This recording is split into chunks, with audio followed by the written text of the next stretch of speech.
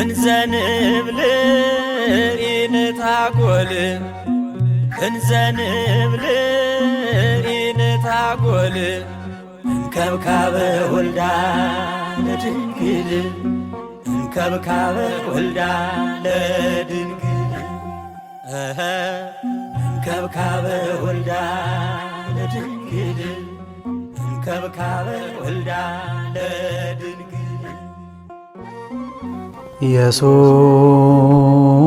ኢየሱስ ክርስቶስ ጥዑመ ስም ለዘይጼውዖ ኢየሱስ ክርስቶስ ህብስተ ሕይወት ለዘይበልዖ ኢየሱስ ክርስቶስ ጽዋ መድኃኒት ለዘይጸምዖ ከመ ይባርኩነ ይፈኑ አርዳኦ ለጸባይነ ይስብሖ ወልታሁ ነሲኦ። እዚ ክዝየም ዝጸንሐ ዜማ ኩሉ ግዜ ኣብ ቤተ ክርስቲያን መዓልታዊ ዝዝየም ዜማ እዩ። እንታይ ዝብል ዘሎ ኢየሱስ ክርስቶስ ጥዑመ ስም ለዘይጸውዖ ኢየሱስ ክርስቶስ ነቶም ዝጽውዖስ ጥዑም ዝስሙ እዩ። ኢየሱስ ክርስቶስ ህብስተ ሕይወት ለዘይበልዖ ኢየሱስ ክርስቶስ ካቶም ዝበልዕዎ ከዓ ጥዑም መግቢ እዩ። ኢየሱስ ክርስቶስ ጽዋዕ መድኃኒት ለዘይሰትዮ ኢየሱስ ክርስቶስ ከዓ ናይ መድኃኒት ዝኾነ ጽዋዕ ወይ ከዓ ናይ መድኃኒት መስተ እዩ ነቶም ዝሰትይዎ። ከመ ይባርኩነ ይፈኑ ኣርዳኾ ነቶም ኣገልገልቱ ወይ ከዓ ነቶም ሐዋርያቱ ልኢኹ ምእንቲ ይባርከና ለጸባኢነ ይጽብቆ ወልታሁ ነሲኦ ወል እንታይ ዝበሃል ነቶም ነቲ ዝጻብኣና ዲያብሎስ ምእንቲ ኸጥፋኣልናሲ ወልትኡ ነትናቱ ዋልታ ኣልዒሉስ ነቲ ዝጻብኣና ዲያብሎስ የርሕቐልና እዩ ዝብል ጸኒሑ ዜማ ዝምባር ማለት እዩ። ሕጂ ከምዚ ኣብዚ ቀዳማይ ክፋል ክሪኦ ዝጸናሐና ማለት እዩ ናይ ጎይታ ኣምላኽና መድሓኒትና ኢየሱስ ክርስቶስ ስም ክቡር ስም እዩ። ስለዚ ነዚ ስም እዚ ብግቡእ ተረዲና ብኣኽብሮት ብንቕሓተ ህሊና ብሰቂለ ልቦና ማለት ልቦናና ናብኡ ብምቕናዕ ክንጽሊ ክንዝምር ኣለና። ሕጂ እምበኣር እዚ ብዛዕባ ናይ ስሙ ርዝነት ናይ ስሙ ክብሪ ካብ ክንዲዚ ገይሩ ካብ ተረዳእና ሕጂ ናብታ ቀፂላ ዘላ ክፋል ካልእቲ ክፋል ንስዓብ። እሱ ከዓ ንስም እግዚኣብሔር ብኸንቱ ኣይተልዕል ዝብል እዩ። ዝበዝሐ ሰብ ኣብታ ሳሰይቲ ሕጊ ክበጽሕ እንከሎ ክንድተን ቀዳመይትን ካልእትን ሕጊ ኣይጥንቀቕን እዩ ዝበዝሐ ሰብ። ቀዳመይቲ ሕጊ ምሽ መን ኣምላኽ ንጹር መን ክምለኽ ዘሎ እያ ተሓትት ንጹር ከዓ ኣይትመልስ እግዚኣብሔር ጥራይ ምዃኑ እያ። እግዚኣብሔር ጥራይ ምዃኑ ክምለኽ ከም ዘለዎ ጣዖትን ኩሉ እንትናው ዓይነት ምትሓዝን ክምለኽን ከም ዘይብሉ እያ ተቐዳመይቲ ሕጊ ትነግረና። ካልእቲ ሕጊ ከዓ ከመይ ጌርና ክነምልኾ ኣሎና በትንሱ ዝገለጽልና መገዲ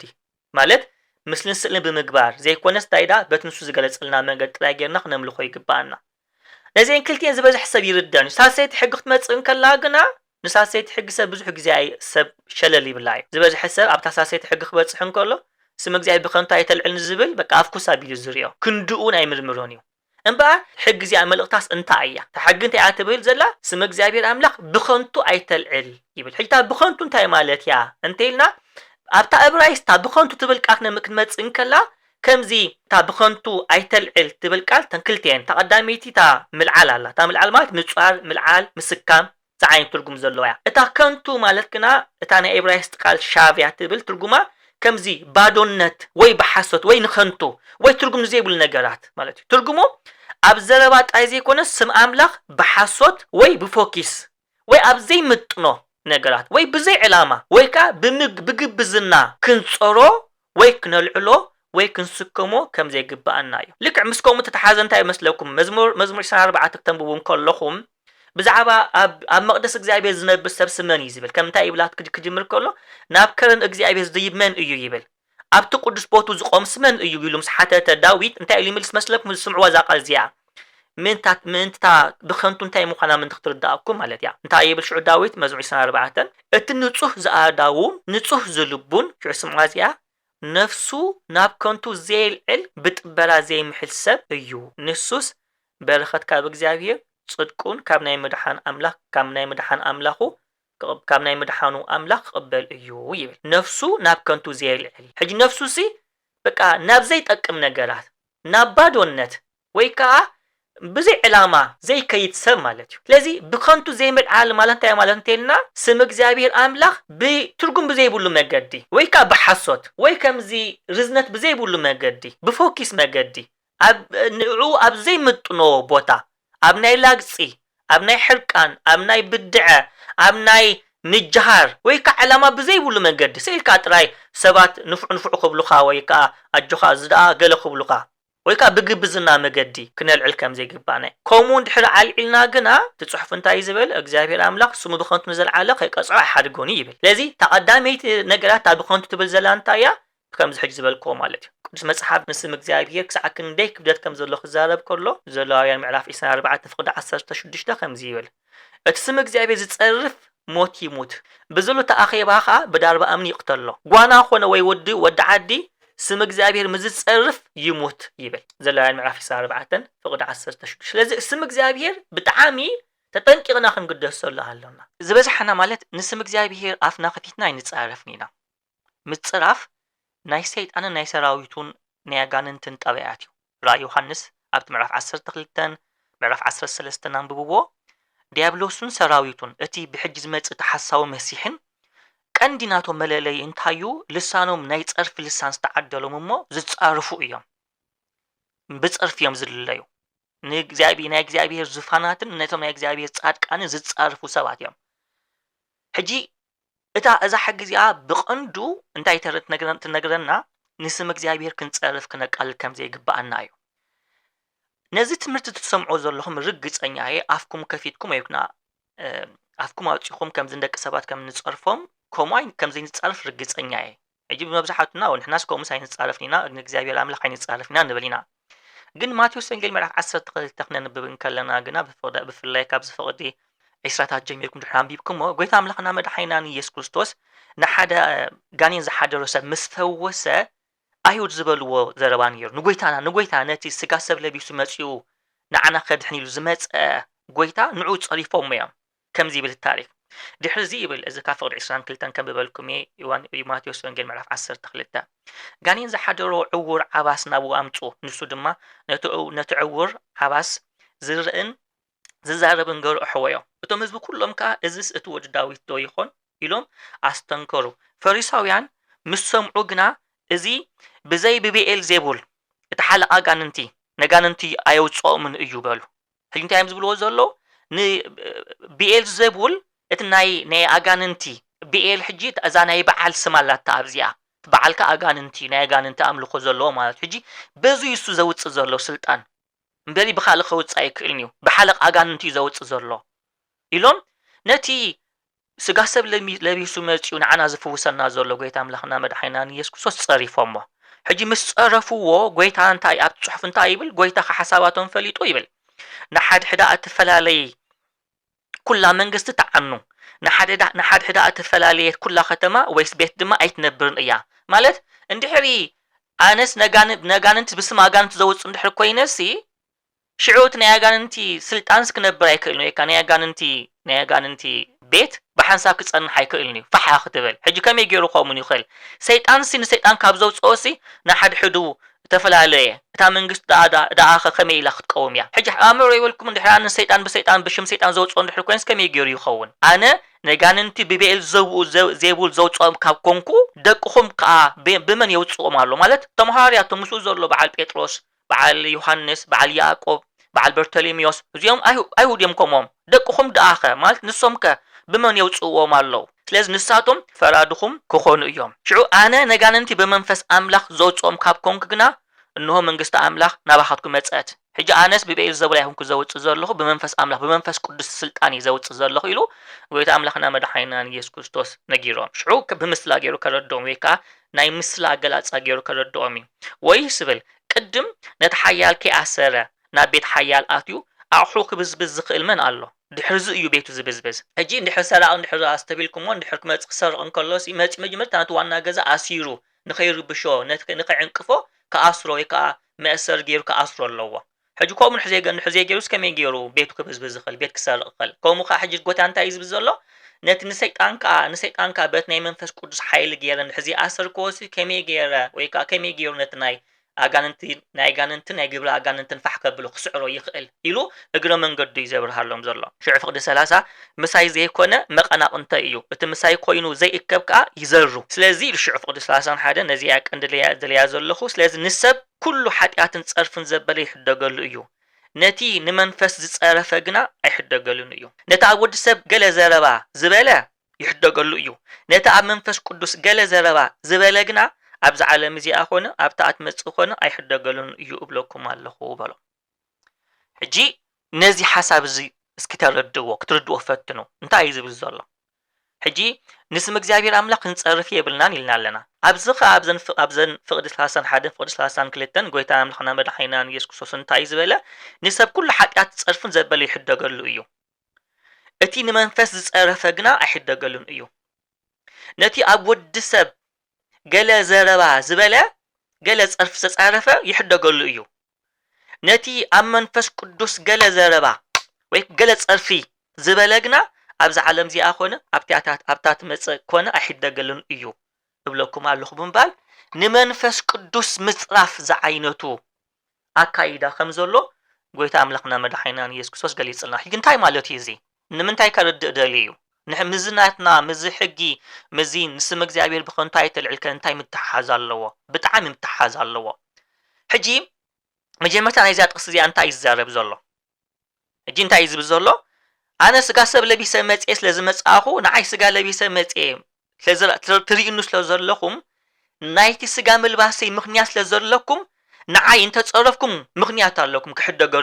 ክሕደገልኩም ምኽንያት ብዘይ ፍልጣት ብዘይ ምፍላጥ ወይ ከዓ ከይፈለጥካ እንድሕር ኮይኑ ብዘይ ፍልጠት ምዝኸውን ምክንያቱ መጀመርታ ኣብታ ፍቅዲ 31 ንሰብ ኩሉ ሓጢያትን ጸርፍን ዘበለ ይሕደገሉ እዩ ምስ በለ ኣብታ ፍቅዲ 32 ከዓ ነቲ ኣብ ወዲ ሰብ ገለ ዘረባ ዝተዛረበ ዝጸረፈ ዘበለ ይሕደገሉ እዩ ብምባል ክልክልቴና ተሓይዞን ኣሎ ሕጂ ወዲ ሰብ ዝብላ ዘሎ ንገዛ ርእሱ ጎይታ ኣምላኽና መድኃኒና ኢየሱስ ክርስቶስ ሕጂ ንወዲ ሰብ ምጽራፍ ንወዲ ሰብ ማለት ጎይታ ስጋ ሰብ ለቢሰ መጽእ ስለ ዘለኹ ብስጋ ከመኻትኩም ስለ ዘለኹ ኣብዚ ምኽንያት ስለ ዘለኩም እንተ ጸረፍኩም ይሕደገልኩም እዩ ብዘይ ፍልጠት ምዝኸውን ግን ነቲ መንፈስ ዝጸረፈ ግን ኣይሕደገሉን እዩ ወይ ከዓ ነቲ ኣብ መንፈስ ቅዱስ ገለ ዘረባ ዝበለ ግና ወይ ከዓ ገለ ጸርፍ ዝተጻረፈ ዘበለ ግና ኣብዚ ዓለም እዚኣ ኮነ ኣብታት መጽእ ኮነ ኣይሕደገሉን እዩ ኮይኑ ግና ሕጂ እዚ ኮይኑ ግና መንፈስ ቅዱስ መጽኡ መንፈስ ቅዱስ ብዛዕባ ናተይ ወልደ እግዚአብሔር ምዃነይ ኣነ ብሓቂ ከምቲ እግዚአብሔር ኣምላኽ መለኮታዊ ዝኾነ ኣነ ከዓ ከምኡ ከም ኣቦይ መለኮታዊ ከም ዝኾንኩ መንፈስ ቅዱስ ብዛዕባይ ምስ መስከረ ግና ነቲ ትምህርቲ ነቲ ምስክርነት ሰሚዕኹም ትጻረፉ እንድሕር ኮንኩም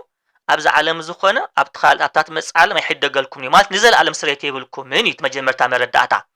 እቲ ካልኣይ መረዳእታ ግና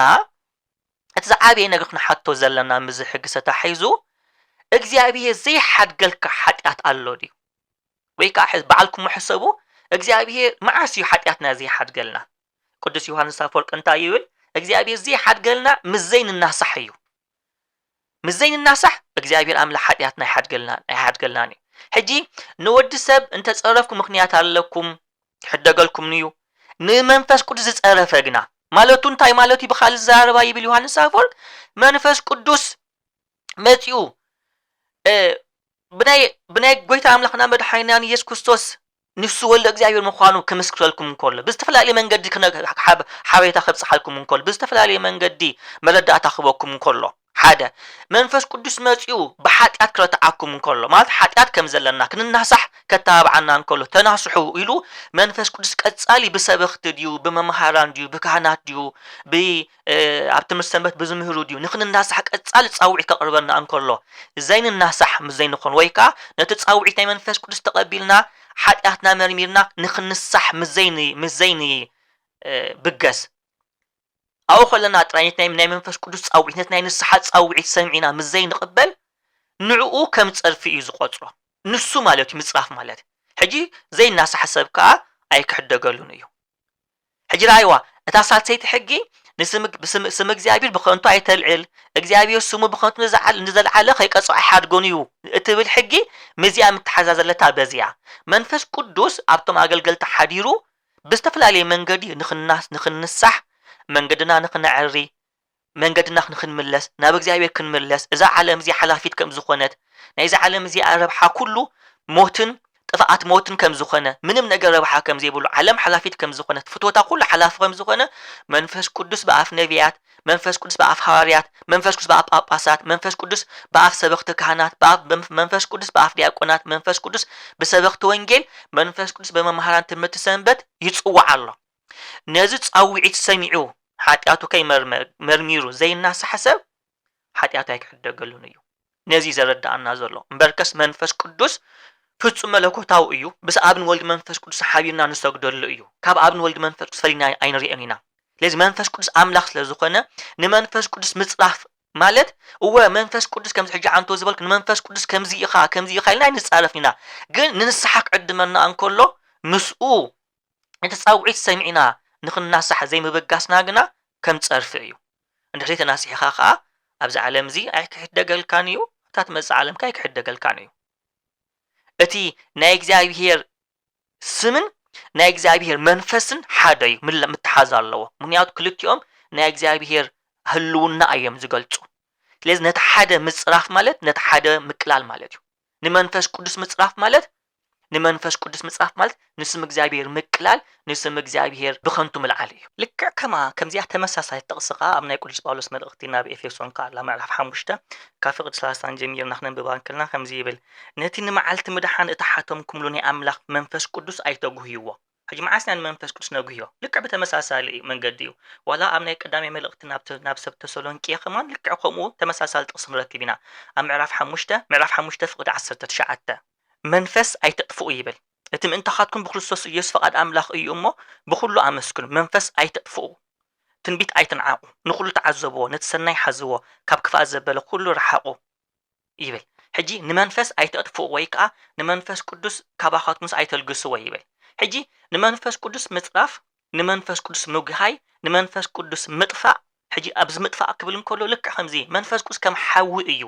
ኣብ ልብና ዝሓድር ሕጂ መንፈስ ኣይተጥፍኡ ማለት መንፈስ ቅዱስ ኣብ ልብኻ ሓዲሩ ናብ ንስሓ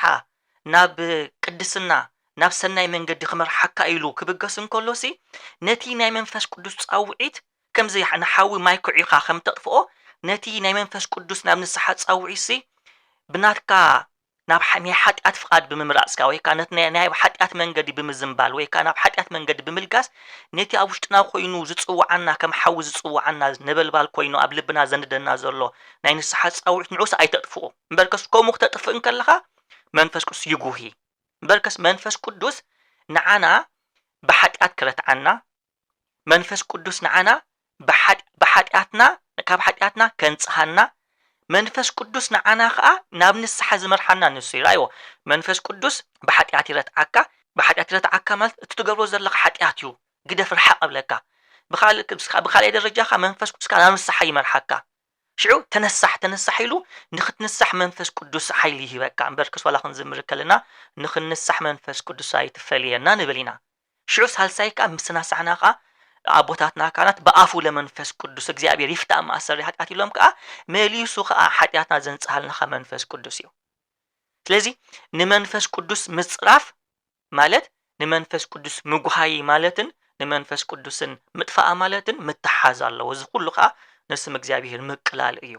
ንእግዚአብሔር ኣምላኽ ሕጂ ኣብዚ ግና ነቃሎ ዘለና ግና ነቲ ንስታይ ንስሓ ጻውዒት ብምንዓቕና እግዚአብሔር ኣምላኽ መንገድና ክንቀይር ብዝተፈላለየ መንገዲ ገይሩ ጻውዒት ከቕርበልና እንከሎ ነቲ ጻውዒት ሰሚዕና ይህን ዘይምባልና ንእግዚአብሔር ነቲ ናይ እግዚአብሔር ኣምላኽ ጻውዒት ብቆጸራ ድሓን ግዜ የለን እንዳበልና ብምስግጋርና ኢና ከምኡ ንገብር ስለዚ እዚ እውን ሓደ ካብቲ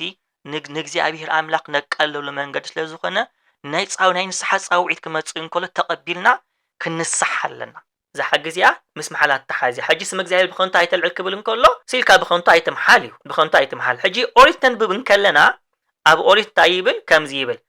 ዘሌዋውያን ምዕራፍ 19:12 ስም ንስም ኣምላኽ ከይተርክስ ብስመይ ብሓሶት ኣይትምሓሉ ኣነ እግዚአብሔር እየ ይብል ንስም ኣምላኽካ ከይተርክስ ብስመይ ብሓሶት ኣይትምሓሉ ይብል ኣነ እግዚአብሔር ኣምላኽካ እየ ይብል ኦሪት ዘዳግም ምዕራፍ 6:13 ከዓ ንእግዚአብሔር ኣምላኽካ ፍራሕ ንዑ ድማ ኣገልግል ብስሙውን መሓል ይብል ሕጂ ኣብ ኦሪት ከምኡ ነይሩ ብስሙ መሓል ይምሕሉ ብስሙ ከም ይምሕሉ ነይሮም ብስሙን ይምሕሉ ዋላ እግዚአብሔር አምላክ ባዕሉ ብርእሱ ይምሕሉ ኦሪት ዘፍጥረት ምዕራፍ 22 ተነብብን ከለና እግዚአብሔር አምላክ ካብኡ ዝዓብስ ለዘይነበረ በቃ ብነፍሱ ይምሕል ዝብለና ትጽሑፍ አንብቦ እንታይ ይዝብል ኦሪት ዘፍጥረት ምዕራፍ 22 ፍቅዲ 16 ብርእሰ ይመሐልኮ ይብል እግዚአብሔር እዚ ነገር እዚ ካብ ትገብር ይብል ማለት አብርሃም ንውላድ ይስሐቅ ምስለ ክስዋአሉ ቆሪጹ ስለዝወሰነ እግዚአብሔር ምስኡ ተሓይዙ እንታይ ይዝብሎ ከምዚ ይዝብሎ እዚ ነገር እዚ ካብ ትገብር ማለት ንውላድካ ነትሓደ ውላድካ ካብ ዘይትኸልእሲ ይብል ስለዚ ኣዝየ ክባርኸካ እየ ንዘርኻ ድማ ከም ከዋኽብቲ ሰማይ ከምቲ ኣብ ገምገም ባሕሪ ዘሎ ሕፃን ኣዝየ ከብዝሖ እየ ዘርኻ ድማ ደጌታት ጽላኣቱ ክወርስ እዩ ክብል ከሎ ነዚ ቃል ዝኸኣተወሉ እንከሎ እንታይ ይብል ብርእሰ ይመሐልኩ ይብል እግዚአብሔር ብርእሰ ይመሐልኩ ይብል እግዚአብሔር ወሽዕና ንዓኽ ገልጽ እንከሎ ቅዱስ ጳውሎስ እንታይ ይብል አምላኽ ንአብርሃም ተስፋ ክህቦ እንከሎ ዝምሕለሉ ካብኡ ዝዓብስ ለዘይተረኽበ ብሓቂ እናባረኽኩ ክባረኸካ እናብዝሓኹ ከብዝሓካ ኢሉ ብርእሱ መሐለ ይብል እግዚአብሔር ምሕሉ ይምሕል ዋላ ኣብናይ መልእክታት ጳውሎስ ነብብን ከለና ዋላ ጳውሎስ ከማን ይምሕል እንታይ ይዝብል ንኣብነት ኣብ ገላትያ ምዕራፍ 1 ፍቅዲ 20 ብዎ እዚ ጽሕፈልኩም ዘለኹ ድማ ኣነ እየ እንሆ ኣብ ቅድሚ ኣምላኻይ ሕሱን እየ እንዳበለ ይምሕል ሕጂ ብዛዕ ምስማይ መሐላ ትተሓዝያ ዛ ጽሕፍት እዚኣ ግን كمون خين جبر كمون خين جاهز نقسم እግዚአብሔር አልዕላ ቢልና በከንቱ ንስኢልና خين ምሕል አም መሐላ ከይን ተቀመሉ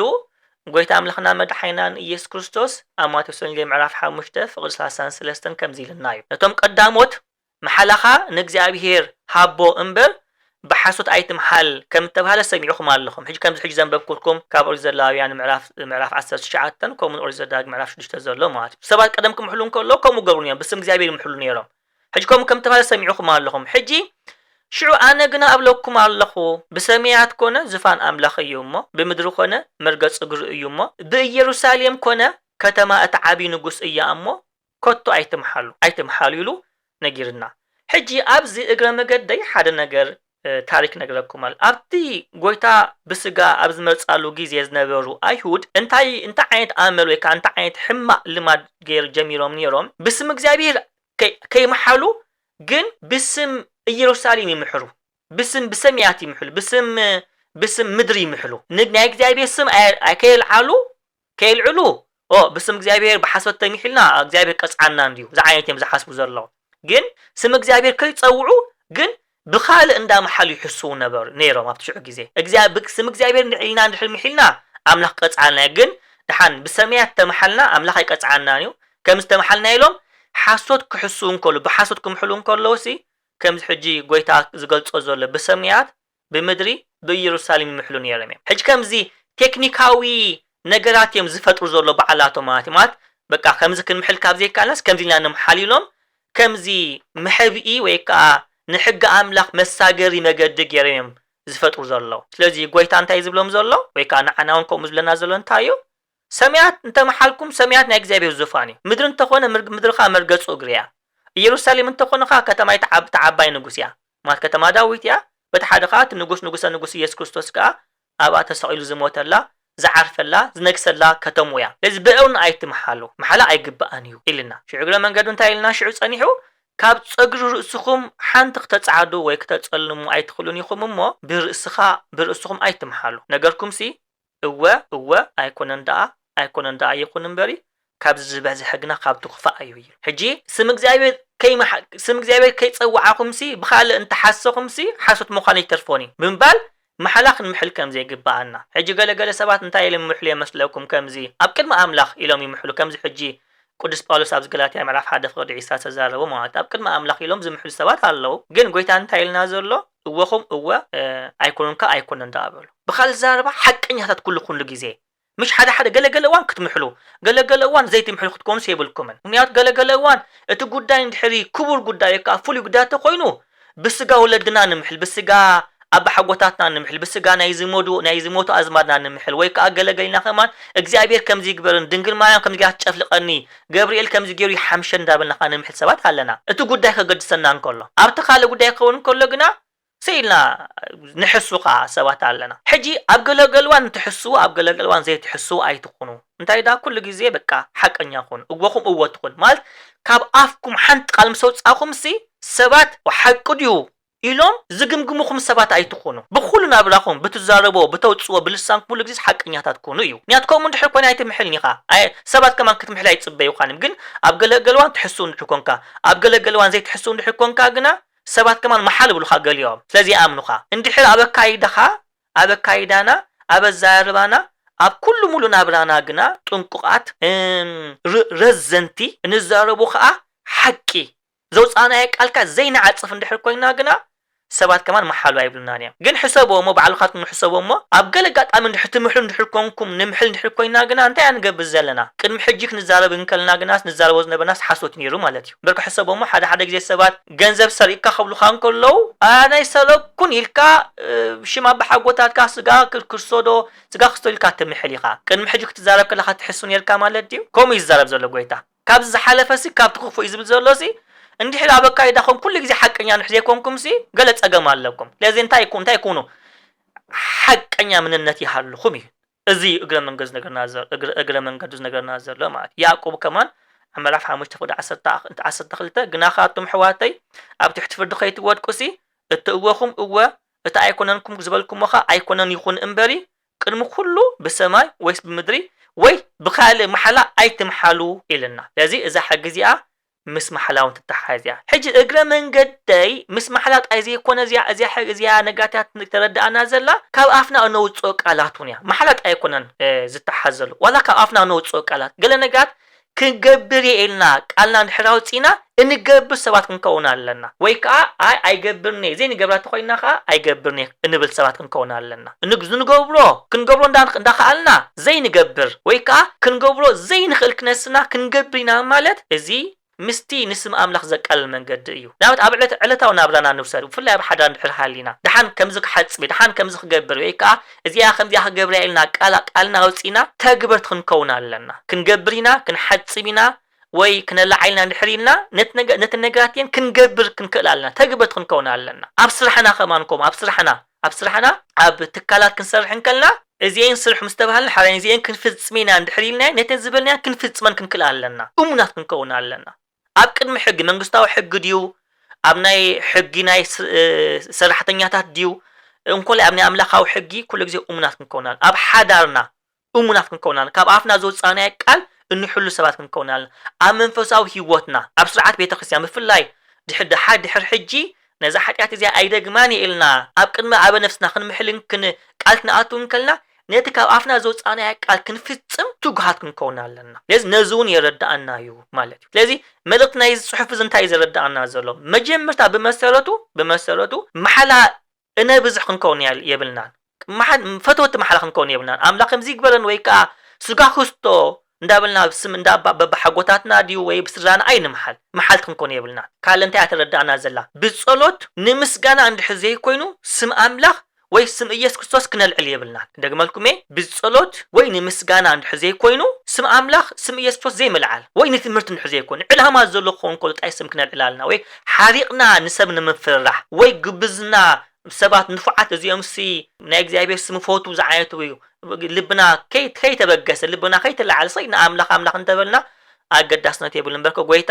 قويتا زبالنا زي كونسي قبر مشال حق يفقد ابو يزفصم ايو زدحن زباله لازم قويتا يزبل كايكون كان كالخا قالاتنا كل غزي حقنيا خونالو نتنزاربو قالات امون خونالو انكل لا ابز غير مغنا فلطو انكل لا يناتو مبصعا ناتو خما كنتقالنا مصحف مكبب كم زيبل ناملخ انت تمبصعا خالو نمفصام ايت دونغي بعياشو بحايبلون ايوم بعياشو بحايبلون ايوم مو نت تمبصعا خايو فصمو تمبصعيخا كاب زي تفصمو سي زي مبصع يحيش يبل زي مبصع يحيش يبل قايت مبصعو ሕጂ እንድሕር ከምዚኣ ክገብር እንድሕር ኢልና እታ ዝበልናያ ክንፍጽማልና ብፍላይ ቅድማ እግዚአብሔር ማለት ሕጂ ኣብ ዘገረ መንገድ የምዛዕ መብጽዓ ምእታው ክንመጽእ ከለና እትነ መብጽዓና ኣተኽማ ክንፈልጥ ኣለና ኣብ መጽሓፈ መሳፍንት ምዕራፍ 11 ሓደ ካብቶም ናይ መሳፍንት እስራኤል ዝነበርና ግረናዮ ዮፍታሄ አንጻቶም ጸላኣቱ ክቃለስ ከይድ እንኮልና ኣምላኽ ቃልኣት እዩ ምሻል ኣብ ግዜ ጓኺ ኣብ ግዜ ሽግር ስለዝነበረ እንታይ ኢሉ ሓሲቡ ኣምላኽ ኢሎ እግዚአብሔር ኣምላኸ ንዓይ ነዞም ጸላእቲ ኣቢደ ሕሊፍካን ሕሊፍካን ኢሎ ነዞም ጸላእቲ ስዒርዮም ዝተመለስኩ ናብ ገዛይ ክምለስን ከለኹ ነቲ መጀመርታ ንዓይ ክቀባበለኒ ኢሉ ዝወፀስ ነገር ንዓኻ ክስውኣልካየ ኢሉ ቃልኣት ኢሉ መብጽዓት እዩ ሕጂ ወለድ እንታይ ይብልዮም ተሓጒስካ ኣይትመባጻዕ ሓሪቕካ ኣይትመባጻዕ ብልዮም ሓቀይ ተሓጒስካ መብጽዓክ ተኣቱ ይብልካን ሓሪቕካ መብጽዓክ ተኣቱ ይብልካን ንምንታይ እምበርካ ሓሪቕካ እንታይ ከም ትብል ኣይትፈልጥኒ ኢኻ ተሓጒስካ እንታይ ከም ተውፅእ ኣይትፈልጥኒ ኢኻ ዘይ ዓቕምኻ ክንመባጻዕ ይብልና ሕጂ ትዝገርም ዝሕዝን ታሪክ እንታይ ዘጋጥሞ ዘሎ ሕጂ ኣብዚ ዮፍታሄ ክሓስብ ዝነበሮ ነገራት ታሪክ እንታይ ዝነግረና ዮፍታሄ ጸላእቱ ስዒሩ ክምለስን ከሎ እታ ሓንቲ ጓሉ ክትቅበሎ ኢላ ወጽያ ብኸበሮ እንዳሳዓሰት ወጽያ ክትቅበሎ ንሳ ቀዲማ ተቀቢላቶ ሕጂ ኣብዚ ክርዳእና ዘለዎ ወላ ዮፍታሄውን ክሓስቦ ዝግባአ ነገራት ማለት እዩ ጸላእቱ ስዒሩ ክመጽእ እንከሎስ ምን ክቅበሎ ኢሉ ይግምት ነይሩ ደቂ ካልኦት ደቂ ጎረባብቱ ደቂ ካልኦት ክቃበሎ ጽበ ነይሩ እምበርከስ እንስሳ ከይብል ኣብ ተቀደምቲ እንስሳ ይነበሮም ከልቢ ከምዚ ሕጂ እዋን ከልቢ ወጽዩ ውሕ እንዳበለ ዝቅበለካ ከምዚ ሕጂ እዋን ከምኡ ይነበረን ቀደም ኣኻልብ ኣብ ደገብ ግዳም ይብዝነብሩ ነይሮም ሕጂ ራዩ መብጽዓኽ ንኣቱ እንከለና ንመባጽዖ ነገራት ክንፈልጥ ኣለና ኣይ ኣቡነ ሽኖዳ ኣብ ናይ መጽሓፎም ብዛዕባ ታሪክ ህይወቶም ኣብ ዘንጸባርቕ መጽሓፎም እንታይ ይብሉ ሓደ ሰብ ሓንቲ ደንታይ ኢላ ውላት ሄብካንስ በቃ ኣብቲ ናይ ኢየሩሳሌም ዘሎ ገዳማት ኣብ ወሲደ ኸጥሙቀ ኢላ መብጽዓት እያ ሽዑ እንታይ ኢሎም ይገኒሖም ኣቡነ ሽኖዳ በረኸቶም ምስኩላትና ይኹን ቀዳማይ ነገር ኣብ ገዳም ይጠመቕ ኣብ ቤተክርስትያን እንዳ ቅዱስ ሚካኤል ይጠመቕ ኣብ ናይ ሓንቲ ናይ ቁሸት ቤተክርስትያን ይጠመቕ ጥምቀት ያብ ኩሉ ከም ኢልካ መብጽዓክ ተኣቱ ኣይግባኣካን እዩ እምበርከስ ጥምቀት ኣብ ገዳም ተጠመቕ ኣብ ናይ ኢየሩሳሌም ናይ ትንሳኤ ቤተክርስትያን ተጠመቕ ኣብ ናይ ገዳም ጻዕዳ ኣምባስላሴ ጌትካ ተጠመቕ እታ ውልድነት ናይ ስላሴ ወላ ኣብ ናይ ገዳም ኣብ ናይ ሓንቲ ቁሸት ናይ ሓንቲ ንእሽተይ ብዓጊፋ ተስርሐት ቤተክርስትያን ተጠመቕ ጥምቀት እዩ ገሊኡ ሰባት ካሉ ክትዛረበሉ ዝሕፍረካ መብጽዓ ዝኣተው ሰባት ከምኡ ክንከውን ይብልና እግረ መንገድና ክንፈልጦ ዘለና ማለት ከምዚ ኣብ ናይ መጽሓፈ መልክዕ ምዕራፍ 7 ኢልና ዘሎ መባጽዒኻ ካብ ዘይትፍጽሞ ስሊም ምብጽዓ ይሓይሽ በቃ ኣይትመባጽዕ ክስም ባል ትኽእል ኢኻ እቲ ካልእ ናይ ዝሕግዝ ነገርና ዘሎ እንታይ እዩ ንናይ እግዚአብሔር ኣምላኽ ብናይ በሓሶት ወይ ከዓ ዕላማ ብዘይብሉ መንገዲ ስም እግዚአብሔር ክነልዕል ከም ዘይግባአና ከምዚ ዓንቶ ዝበልኩኹም ስም እግዚአብሔር ኣምላኽ ብስመይ በሓሶት ኣይትምሓሉ ኣነ እግዚአብሔር ኣምላኽ ኢሉ ንስም ኣምላኽ ከይተርክሱ ብምባል ኣጠንቂቕና እዩ ኤርምያስ ከዓ ከምዚ ይብል ብፍላይ ኣብ ኤርምያስ እንታይ ይዛረብ ዘሎ ነዞም ብስም በቃ ሕልሚ ርኢና ራእይ ርኢና ኢሎም ብስም እግዚአብሔር ዝሕስቡ ሰባት ዘጠንቅቖም ዘሎ ከምዚ ይብል ኣነ ከይርዮስ ሰብዶ ኣብ ስውር ስፍራ ክሕባእ ይከኣል እዩ ይብል እግዚአብሔር ሰማይ ምድሪ ዝመልእ ዶ ኣነ ይኮንኩን ይብል እግዚአብሔር ነቲ ሓሊመ እናበሉ እቶም ብስመይ ሓሶት ዝንበዩ ነቢያት ዝብልዎም ሰማዓኹ እዚስ ኣብ ልቢ እቶም ሓሶት ዝንበዩ ነቢያት ጥበራ ልቦም ክሳዕ መዓስ ክጸንሕ እዩ ከምቲ ኣባታቶም ምእንቲ በዓል ንስመይ ዝረስዕዎ ንሳቶም በቲ ንሓድሕዶም ዝዛረበሉ ሕልምታቶም ንህዝበይ ስመይ ከረስዕዎ ይሓስቦ ኣለዉ እቲ ሕልሚ ዝሓለመ ነብይ ሕልሚ ይዛረብ እቲ ቃለይ ዘለዎ ከዓ ብሓቂ ቃለይ ይንገር ሓሰር ምስእኽል እንታይ ኣለዎ ይብል እግዚአብሔር ባል ነቶም ሕልሚ ርኢና እንዳበሉ ናይ እግዚአብሔር ስም በቃ ብስም እግዚአብሔር ሕልሚ ርኢና ኢሎም ከይሓለሙ እግዚአብሔር ከይገለጸሎም እግዚአብሔር ራእይ ከይረኣዮም ከምዚ ኢና እንዳበሉ ዝዛረቡ ሰባት ንስመይ ኣብ ንህዝበይ ስመይ ክርስዕዎ ገብሩለዎ ብምባል የጠንቅቐና ማለት እዩ ስለዚ ብከምዚ መንገዲ ከማን ክንገብር ከም ዘይግባአና ካልእ ብፍላይ ኣብ ግዜ ጸሎት ብዘይ ተገዳስነት ዝግበር ጸሎት ወይ ባዶነት ዘሎ ወይ ቃላት ጥራይ ዘይልባው ዝኾነ መንገዲ ስም እግዚአብሔር ክንጽውዕ አይግባአናን እዩ እኳዳ ክንጽውዕ እንከለና ከምዚ ኣብ መዝሙር ምዕራፍ 29 ፍቅዲ 2 ዝብለና ንእግዚአብሔር እቲ ንስሙ ዝግባእ ክብሪ ሃብዎ ንእግዚአብሔር ብገዝ ቅድስና ስገዱሉ ኢሉ ዳዊት ከም ዘመረ ንእግዚአብሔር ንስሙ ብዝግባእ ክብሪ ብዝህብ መንገዲ ክንጽውዕ ኣለና ክትጽልዩ ከለኹም ከይብል ጎይታ ኣሕዛብ ብምብዛሕ ዘረቦም ዝስምዑ ይመስሎም እዩ እሞ ከማታቶም ዘረባ ይተብዝሑን ኢልና ጎይታና ስለዚ ከም ዘረባ ስለዘንዋሓኻ ኣምላኽ ሰምዓካ ክመስለና ይብሉን ኩሉ ግዜ ንናይ እግዚአብሔር ኣምላኽ ክብሪ ብዝህብ መንገዲ ጌርና ተጠንቂቕና ተገዲስና ልዕሊ ኩሉ ህይወትና ይዕሪና ክንጽውዕ ኣለና كا نناي እግዚአብሔር نت أبانا تسمي اسم እግዚአብሔር بزركس منجدي هيوتنا كنبر يبلنا نእግዚአብሔር أملاك نسمو بخنتم العال زبزحنا نناي እግዚአብሔር سم بخنتم نلعلو منجد زيا أب هيوتنا نحنا بسم እግዚአብሔር تتصوعنا سواتنا جن ننبرو نابرانا جنا نسم እግዚአብሔር زي وكل نابرانا نبزلنا كومو هنجبر نكلنا قا بسنكنا እግዚአብሔር أملاك سمو يتصرف آموس ملعب كلتا فقدش تشتخم زيبل تنبيت آموس ملعب كلتا فقدش تشتا እግዚአብሔር كم زيبل الله نتي تصادق ببرور نتي دخا بحانت تصمد سآن شيط أمو يوم مو سلسلسة جبن إسرائيل أرس لأربعة قادة معاتي كاب عايك ملسني يبل شو سمعوت انتين تحمز خون زلا أبرس دخاتات تقوغا مدر كريو يتمنيو نمن قد تحتات يتقويوا نتقدس سميكا كركسو ودما سبعين أبونا بحن سبيت يخدو اللو يبل حجي قال زي أسمعوا نتقدس سميس كركسو وستايقبرو الله سبعين أبون سحنا بحن سبيت يخدو بخال زارباس أبوس مستي ولادو سي ناب أمنزرا يقاتو الله تا أبو يزمو تولدو ولادو خا يزمو اندغنا خانتا يقبرو الله نناي أبرسي دخاتات تقوغا مدري كريو يتمنيو نمن قد تحتات كا يتقوي حجي كمز بمقبارم سي نسم እግዚአብሔር كسو الله يبل أبنا جيزي أموت يكو مزبلوم زلا قلن حنا ونكو مخندين نقبر لنا جرائيوه اندحري أمنزرنات كنزمو انكالنا سم እግዚአብሔር نركس لنا حزقيل كا معراف 36 كافقد عسرا كسافقد عسران سلستن سمعوا بزعابو كا ازياتهم ياي حزب እግዚአብሔር ايوم كاب هاجر وصمنا تبهالسي اب ززاتو احزاب مسبصحو نتقدس سمي اركسو انا غنا نتي بيت اسرائيل اب ززاتو حزبታት زركسو قدوس سمي نحفكو لذا እግዚአብሔር አምላክ كم زيبل الله إلكان بيت اسرائيل نغرم أنتم بيت إسرائيل إذا ما أنت أتي أبزز أتوكم وحزبي زركشكم وقدوس ما أيو أمبري من تخات ما يهونكم زقاولو زرلخو نتي أبز بتاعت زرخسة أما أخلهم زركشكم وعوي سمي كقدوس أيه أبكر معينتم أبخاتكم مستقدسكو خا بتوم حزبتات أنا እግዚአብሔር مخاني كفلتو يمي بالእግዚአብሔር أملاك بمبال نج أبكر ما حزاب نج نا እግዚአብሔር سم سلزركسو እግዚአብሔር كاسمو قدس كبل نوزوم إسرائيلاويان ناب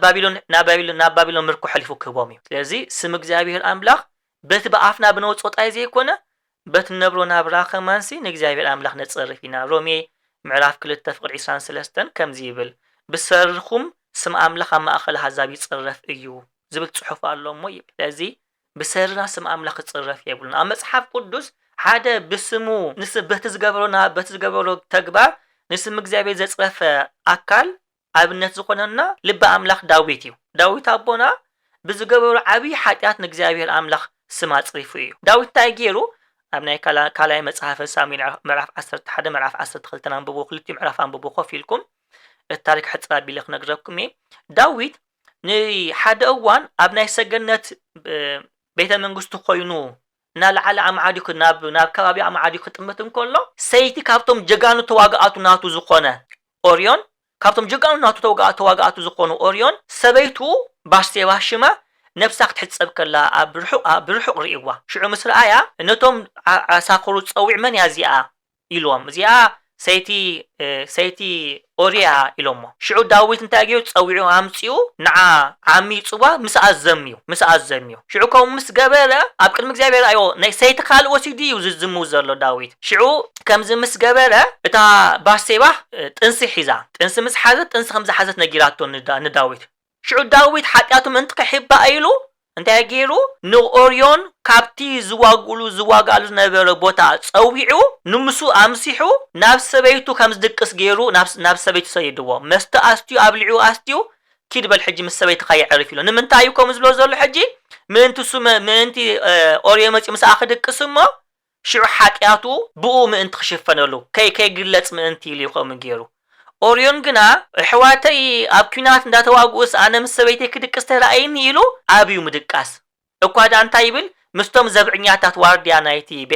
بيت منغستي مسوم أبدق حديرو نابسويتو كي أتو مهنياتو حواتي أبكينات نداتواقوس أنا حجيس مسويتي كدكس ترأين يلو لعب داوت نسو لبيمو شعو داوت زفتن انتفتنا مسابيو انتايلو ناب تناتو ني حلقة سراويت دبدا بيسيدلو أبتو بوشتو صعصع كنا تابزول أبقميت سرعيو يلوه التي حلقة سراويت ناي داويت كا ኣብ ቅሚት ኣብቲ ብርቱዕ ኩናት ዘሎ ሰሪዕዎ ኣብ ውሽዑ ኦርዮ ተቐቲሉ መይቱ ሕጂ ከምዚ ምስ ገበረ እግዚአብሔር ኣምላኽ እዚ ኣዝዩ ጸያፍ ዝኾነ ተግባር እግዚአብሔር ኣምላኽ ምስ ረኣየ ንናታን ነብይ ሰይድዎ ሽዑ ናታን መጺኡ ናብ ዳዊት መጺኡ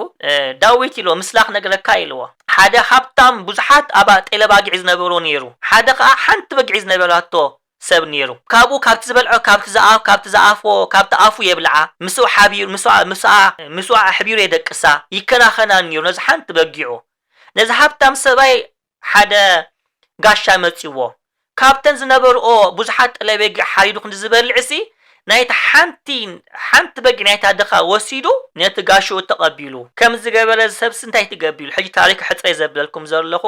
ትጽሑፍ ጽበየርኩም ባዕልኻትኩም አንብብዎ ብጣዕሚ ኣገዳሲ ታሪክ እዩ ሽዑ ዳዊት ብጣዕሚ ነዲሩ ከምዚ እንድሕር ገይሩ ዝገበረ ሰብ ተሃሊስ ሞት ይግባእ ኢሉ ሽዑ ናታን እንታይ ኢልዎ እምበር ኢልዎ ከም ዝገበርካ ንስኻ ኢኻ ኢልዎ በዓል ሓዳር ኢኻ ሰበይቲ ኣላ ኣንስቲ ኣለዋኻ እንደገና ካልኦት ኣንስቲ ከተምጽኻ ኣይምጸገመካ ነይሩ ኣብ ቅድሚ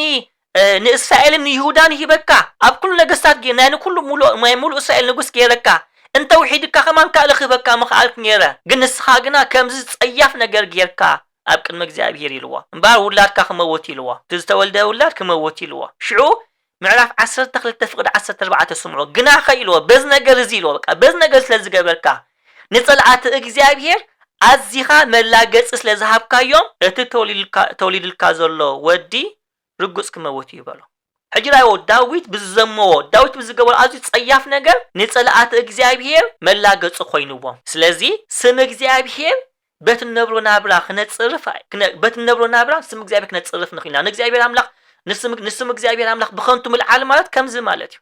በትነብሮ ናብራ ትጥንቀቕ ትኾንካ ትዝሙ ትሰርቕ ትሕሱ ትኾንካ ብፍላይ ንሕና ኦርቶዶክሳውያን ብጣዕሚ ዝሓዝን ብጣዕሚ ማለት ብጣዕሚ ኣሰካፊ ካይዳና ብጣዕሚ ኣሰካፊ ኣብ ምዝማው ንርከብ ንሕና ኣብ ምሕሳው ንርከብ ንሕና ኣብ ምብኣስ ንርከብ ንሕና ሞኻብ ክሳድና ማዕተብ ኣለና ክንድገለ ዝኾን መጽሓፍ ጸሎት ንሕዝ ክንድገለ ጋቢ ንሽፈን ግን ንጻረፍ ንብኣስ ንዝሙው ንሕና ከም ብምግባርና ከዓ ከምዚ ካህናት ኣቦታትና ዝብልዎ እምነትኩም ተዋህዶ ግብርኩም ባዶ ኢሎም ኣቦታትና ከምኡ ከውን እንከልና ስም እግዚአብሔር አምላኽ ነጽርፍ ኢና ለዚ በዚህ መንገድ ኢና ንስም እግዚአብሔር ነጽርፍ እምበኣል ብከምዚ መንገድ ንእግዚአብሔር አምላኽ ነጽርፍ ካብኮና ብከመይ መንገድ ኢና ንስም እግዚአብሔር ክነኽብር ንኽእልከ ተቀዳመይቲ በትናብራና ብምጥንቃና ብቅድስና ናብራ ብምክታልና ኢና ተቀዳመይቲ ዝዓበየ ነገራት በቃ ብኩል ነገር ንክርስቶስ ክንመስሎ ኣለና በርከስ ንሕና ኣብዚ ግብረ ሐዋርያት ምዕራፍ 11 ከም ዝነግረና ንሕና ክርስቲያን ዝተባሃልና ካብ ጎይታና ካብ ክርስቶስ ኢና ክርስቲያን ተባሂልና ክርስቲያን ማለት ክርስቶሳዊ ማለት እዩ ክርስቶሳዊ ዝገብሮ ማለት እዩ ናይ ክርስቶስ ተግባር ዝፍጽም ማለት ስለዚ ብናብራና በካይዳና ሓደራ ካብ ዝሙት ካብ ሓሶት ካብ ጽልኢ ካብ ቅርሕንቲ ካብ ቂም በቀል ካብ ኩሉ ንኣምላኽ ዝጽየፎ ነገራት ክንርሕቕ ኣለና ንኽብሩ ስም ዘብቅዕ ህይወት ክንመርሕ ኣለና ቆላስይስ ምዕራፍ 3 ፍቅዲ 17 ብቓል ኮነ ወይስ ብግብሪ እትገብሮ ዘበለ ኩሉ ብስም ጎይታና ኢየሱስ ክርስቶስ ግበርዎ ብኡ ከዓ ንእግዚአብሔር ኣቦ ኣመስግንዎ ይብል ቆላስይስ ምዕራፍ 3 ፍቅዲ 17 ካልኣይ ጢሞቴዎስ ምዕራፍ 2 ፍቅዲ 19 ስም እግዚአብሔር ዝሰምዕ ዘበለ ኩሉ ካብ ዓመፃ ይርሐቅ ይብል ለዚ ካብ ዓመፃ ንርሐቅ ከምኡ እንድሕር ጌርና ብቅድስና ክንነብር ኢና ናይ እግዚአብሔር ናይ ቅድስና ህይወት ንሕርሃሊና እግዚአብሔር በኣና ክኸብር እዩ ወላ ጎይታውን እኮ ነጊርና እዩ ናይ ሰማይ ኣቦኹም ኣብ ሰማይ ዘሎ ኣቦኹም ምእንቲ ክምስገንሲ ብርሃንኩም ኣብ ቅድሚ ሰብ ይብራህ ኢልና ለዚ ብርሃንና ብናይ ጽድቂ ህይወት ብምብርሃና ከምኡ ክንነብር እንከልና ብርሃንና በት ናይ ጽድቂ ህይወትና በት ናይ ቅድስና ህይወት እግዚአብሔር አምላኽ ክኸብር ስሙ እግዚአብሔር ክኸብር እዩ ማለት ለዚ ተቀዳሜት እዚኣ ማለት እዩ ብናብራና ብህይወትና በካይዳና ኩሉ ንእግዚአብሔር ክብር ዝህብ ናብራ ክህልወና ኣለዎ ካልኣይ ከዓ ስሙ ክንጽውዕ እንከልና ካብ ኣፍና ብልሳና ስሙ ክንቅድስ ኣለና ማቴዎስ ወንጌል ምዕራፍ 6 ኣብ ሰማያት ነብር ኣቦና ስምካ ይቀደስ ኢና ንብል ስሙ ክንቅድስ ኣለና መዝሙር 34 ፍቅዲ 3 ንእግዚአብሔር ምሳይ ዕብይዎ ንሱ መሓቢርና ልዕል ነብሎ ይብል ለዚ ንእግዚአብሔር አምላኽ ኩሉ ዜ ክነመስግኖ በኣፍና ክነመስግን ሰባት ከመይ ይብዕልኩም ኩሉና እንከሎ እግዚአብሔር ይመስገን ክንብል ነቲ እግዚአብሔር ይመስገን ዝብልካ ካብ ባህሊ ወጻኢ ኮይኑሲ ዕምቆት ዘሎ ጌርና ክነመስግን ይግባአና ማለት እዩ ኣቦታትና ነዚኦም ዝነግሩና ንኣብነት ናይ እግዚአብሔር ስሙ ናይ ባህሪ መግለጽ ስለዝኾነ ስም እግዚአብሔር ምስ ቅድስና ነፍስና ክትሓዝ ኣለዎ ይብል ቅዱስ ባስልዮስ ዓቢ ስለዚ በዘፈቀደ ስሙ ከይንጽውዕ ካይጠንቅቕና እዚ ቅዱስ ባስልዮስ ዓቢ ኸም ይብል ቅዱስ ዮሐንስ አፈወርቅ እንታይ ይብል ከንቱ ዘረባን መሐላን ፈጺምና ክንገብር አይግባአናኒ ይብል ከምኡ ድሕር ጌርና ስም እግዚአብሔር አምላክ በከንቱ ነልዕላለና ይብል ቅዱስ ጎርጎርዮስ ዘኒሱን ከዓ ስም እግዚአብሔር አምላክ በከንቱ ዘልዕል ሰብ ህላው እግዚአብሔር ዘይአምን ሰብ እዩ ይብል ማለት እግዚአብሔር ከምዘሎ ዘአምን ሰብ ድሕር ኮይኑ ንስሙ ካይጥንቀቕ እዩ ይብል ለዚ ብንነብሮና ብራ ክንጥንቀቕ ኣለና ግብራዊ ምኽርታት ገለገለ ምኽርታት ክንወስድ ሽዕናይ መዛዘሚ ታሪክ ክንወስድ ኢና ቋንቋናን ኣብ ቋንቋና ክንግደስ ኣለና ንደቅና ስም እግዚአብሔር ከኽብሩ ክጥንቀቑ ከም ዝግባ ክንምህሮም ኣለና ዋላ ንሕና ስም እግዚአብሔር ክንጽውዑ ከለና ምሽ ከምዚና መት ሕጂ ንሕና ከም ኦርቶዶክሳውያን በስም አብ ንብልና ንድሕር ሰንቢድና ወይ ከዓ እግዚአብሔር አምላክ እግዚአብሔር ንብልና ወይ ከዓ ገለገለ ሰባት ከም ተራጌርና ካፍና ይኖም ልቆን ዝነግራት እዚ እንታይ ዳ ተጠንቅቕና ነምልቆ ተጠንቅቕና ነውጻይ ተቃላተቲ ካለ ንዝምሮት ዝማሬ ብልቢ ክኾን ኣለዎ ከይሐሰብካ ወይ ብዘይ ተገዳስነት አይ ዘይ ምዝማር እንደገና ሀት ንብሎ ክንፈልጥ ኣለና እንታይና ዝምዘልና ክንፈልጥ ኣለና ንእግዚአብሔር አምላክና ካ ብልሳና ብህይወትና ክብር ክንህብ ኣለና አመዛዘሚ ናይ ቅዱስ አግናጢስ ምጡላ አንበሳ ናይ አንጾኪያ ጳጳስ ነበረ ኣብ መበል ካልኣይ ክፍለ ዘመን ናባናብስ ጉድጓድ ተደርቢዩ ኣብ ሮማ በሰማዕትነት ዝሞተ አቦ ታሪክ ከምጻልኩም እዚ ቦዚ ብኩሉ ናብሩ ጥንቁቁስ ነበረ ስም እግዚአብሔር ዘኽብር ነበረ ንስም እግዚአብሔር ከኽብር ስም ጎይታ አምላክና መድኃኒና ኢየሱስ ከኽብር ተጠንቅቁ ዝነብዝ ነበረ ሰብ እዚ ቦዚ ጳጳስ ኮይና ኣብ አንጾኪያ ይምህር ከም ዝነበረሞ ደሓን ኮሙ ገይሩ ጣዖታት ናይ ሮም ነገስታት ጣዖታት ከዓጥን ክሰግድ ምስገደድዎ ኮሙ ክብር ከም ፍቃደኛ ከም ዘይኮነ ምስ መስከረ ሂዞም እዚ ሰብ እዚ ጳጳስ ለዝኾነ ጳጳስ ኣብዛ ንእሽተይ ከተማ ኣብ አንጾኪያ ይኮና ክንቀትሎ ዘለና ናብ ሮማ ወሲድና ኣብ ሮማ ኣብኡ ኣብ ቅድሚ ብዙሓት አህዛብ ኣብ አናብስ ጉድጓድ ደርቢና ኣው ንቅተሎ ኢሎም ካብ አንጾኪያ ናብ ሮም ብወታደራት ዓጅቦም ወሲዶሞ ሽዑ ኣብቲ መገዲ እንከሎ ሽዑ እተን ኣብ ሕሳብ ሕጂ ዘሎ 7 መልእክታቱ ጽሒፍዎን ማለት እዩ ሕጂ ክኸይድ እንከሎ ማለት ንጽረፎ ዘይጸርፍ ዘይሐሚ ብኩሉ ህይወት ቅዱስና ዝመልኦ አቦይ ነይሩ ቅዱስ አግናጢዮስ ምጡላ አንበሳ ኩሉ ግዜ ካብ አፉ ከዓ ስም ጎይታ አምላክና መድኃኒናን ኢየሱስ ክርስቶስ ካብ አፉ ፈሊዋ አይፈለጥን ነይሩ እኳ ዳ ኩሉ አት መልእክቱ ዋላ እንታይ ይብል ብዘይካታ ክርስቲያን ትብል ስምስ በኻል መለለይ ኳክልላ አይደልኒ ይብል ስለዚህም ቅዱስ አግናጢዮስ ሓደ ካብትናቱ ስሙ ቴዎፎሮስ ይዝበሃል ነይሩ ስሙ ጸዋሬ ከም ናይ ስም እግዚአብሔር ዝጾራ ማለት እዩ ጸዋሪ አምላክ ቴዎፎሮስ ተሰከመ ስም አምላክ ተሰከመ ንእግዚአብሔር ተሰከመ ዝብል ቴዎፎሮስ ዝብል ሳጓይ ከዓ ናይ ክብር ስም ነይርዎ ቅዱስ አግናጢዮስ ምጡላ አንበሳ ማለት እዩ ሽዑ ሓደ ግዜ ኣብ ታሪክ እንታይ ይብል እቶም ወታደራት ኩሉ ግዜ ካብ አፉ ናይ ስም ኢየሱስ ክርስቶስ አይውጽኒ አይፈልኝ ነይሩ ሽዑ እንታይ ኢሎም እቶም ወታደራት ዋነዚ ስም እዚ ፈጺምካ ይትገድፎ እንዲኻ ምስ በልዎሲ አግናጢዮስ እንታይ ኢሎም ይባሃል ኣብ ልበይን ተሰሪቱ ዘሎ ከመይ ጌር ነዚ ስም ዝኽገድፎ ይኽእል ኢልዎ ሽዑ እቶም ከምኡ ሁሉ ሰምዑ ወታደራት ናብ ጉድጓድ አናብስ ምስ ተደርበየሞ አናብስ ምስ ጠሓርዎ ምስ ሞተ ሽዑ እስከ ንኺድ ምሳና መንገዲ እንከሎሲ ስሙ ኣብ ልበይ ኣላንዲ ዝብል ነዮ እስከ ንዕናይ ኣብ ልቡ ንርአይ ንርከቦም ኣብ ልቡ እስከ ነፈትሻ ኢሎምሲ ከይዶም ኣብ ናይ ልቡ ከይተበልዐት ልቡሲ ታ ልቡሲ ከምታ ብምልእታት ጸኒሐቶም ሽዑ አልኢሎም ተራእይዋሲ ኣብታ ልብ ናይ አግናጢዮስ ኢየሱስ ትብል ብወርቂ ተሰለመ ጽሕፍ ተረኺቦም ይብል ኣብ ታሪክ ቤተክርስቲያን ኮሚዝ ነገረና ሕጂ ስም እግዚአብሔር ምኽባር ንሕና ኢና ንኸብር ስም እግዚአብሔር እንተኽበርና ንሕና ንኸብር እግዚአብሔር አምላክ ከምዚ ኣብ ናይ ኤሊ ንደቁ ዝበሎም እግዚአብሔር ዘኽብርዎ ይኽብር ንዝሕስርዎ ከዓ ይሕስር እዩ ስለዚ ስም እግዚአብሔር ብኩሉ ህይወትና ክንኽብር ስም እግዚአብሔር ብኸንቱ ኣይተልዕል ማለት ብኩሉ ናብራኻ ንስም እግዚአብሔር ብዘጽርፍ መንገዲ ክትነብር የብልካን ብኸም ኣይትንበሪ ንስም እግዚአብሔር አምላክ ብዘኽብር መንገዲ ናብራኻ ክትነብር ኣለካ እዩ ተቐንዲ መልእኽቲ ስለዚ ንሕና ኩላትና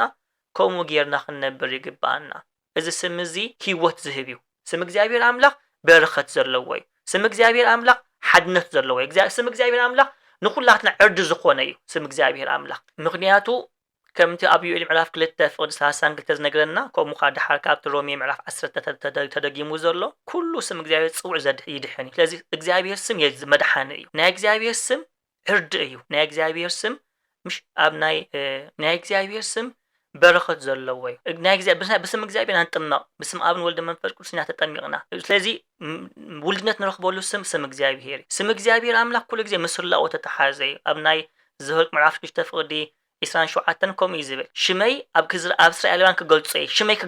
ክቅድስ ከዓ ይዝብል ክቅድሶም ስለዚ ንሕና በስም እግዚአብሔር ተጸዋዕና ናይ እግዚአብሔር ስም አባና እዩ ዘሎ እግዚአብሔር ካ ንስሙ ክብር ክህቢሉ ንዓና ይቅድሰና ስለዚ ነቲ እግዚአብሔር አምላክ ስም ክነብር እንከልና ማለት ወላብ ናይ ዘዳግም ምዕራፍ 12 ፍቅዲ 5 እግዚአብሔር አምላክ እታ ኣነ ዝመረጽክዋ ቦታ ይብል ኣብ ኣስመይ ከነብር ይብል ናይ እግዚአብሔር ስም ምስናቱ ህላወ ተተሓዘ ኣብ ናይ መጽሐፈ ምሳሌ ምዕራፍ 18 ፍቅዲ 10 ነገርና ከዓ ናይ እግዚአብሔር አምላክ ጽኑዕ ዕርዲ እዩ ዝብል ጽኑዕ ዕርዲ እዩ ጻድቃን ከዓ ናብኡ ወይም ዝጽግዑ ናብኡ እዮም ዝምኩሕ ይብል መጽሐፈ ምሳሌ ምዕራፍ 18 ፍቅዲ 10 ከምዚ ይብል ስም እግዚአብሔር ጽኑዕ ዕርዲ ጽኑዕ ግንብ እዩ ጻድቅካ ናብኡ ጎዩ ይዕቆብ ይብል ጻድቅ ናብኡ ጎዩ ይዕቆብ ይብል ለዚ ናይ እግዚአብሔር ስም መዕቆብ እዩ ናይ እግዚአብሔር ስም ውልድነት ዝረኸብናሉ ስም ናይ እግዚአብሔር ስም አባና እዩ ዘሎ ስለዚ በትነብሮ ናብራ ክትጠቅቕ ኣለና ክንጽልእ እንከልና ተገዲስና ረጊኢና ሃዲኢና ሽም እግዚአብሔር ክንጽልእ እንከልና ናይ እግዚአብሔር ስም ክብር ብዝህ መንገዲ ክንጽውዕ ሰኢልና ኣብ ሰማያት ነብር አቡና ስምካ ይቀደስ ክንብል እንከልና ንዑ ክብር ብዝህ መንገዲ ክንጽልእ ከም ዘይግባና ኣብታ ንጽልያ በዓቅምና ተገዲስና ክንጽልይ ይግባና ነዚ ክንገብር ናይ እግዚአብሔር አምላክ በረኸት ናይ ቅዱሳን አማላድነት ይፈልየና እግዚአብሔር አምላክ ስሙ ንምቅዳስ ክብሩ ንምራስ ይብቃዓና ብንብሮ ናብራ ሁሉ እግዚአብሔር አምላክ ንኽብር ስሙ ብኸንቱ ከይነልዕል ስሙ ክብር ብዝህ መንገዲ ክንነብር እግዚአብሔር አምላክ ብጸጉ ይደግፈና ሰማዕና ኣብ ልብና ይሕድረልና ምስጋናና ኣብ ምስጋና ንወልድ ምስጋና ንመንፈስ ቅዱስ ሎም ኩሉ ሰዓት ዘዓለም